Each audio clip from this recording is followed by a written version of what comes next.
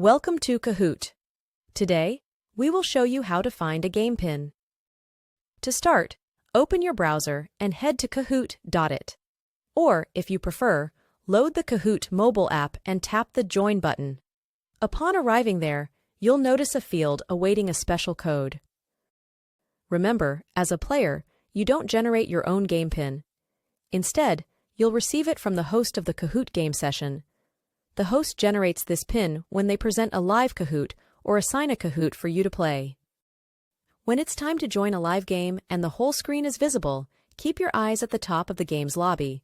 The game pin is displayed there. It's a temporary code unique to each Kahoot session. If you're looking to host a Kahoot game, bear in mind that you are the one who generates the game pin. Once you create the game, a pin is generated as soon as you launch it. Share this pin with your participants so they can join your session with ease. You also have the option to click on the pin code on the host screen to copy a direct link to the live game.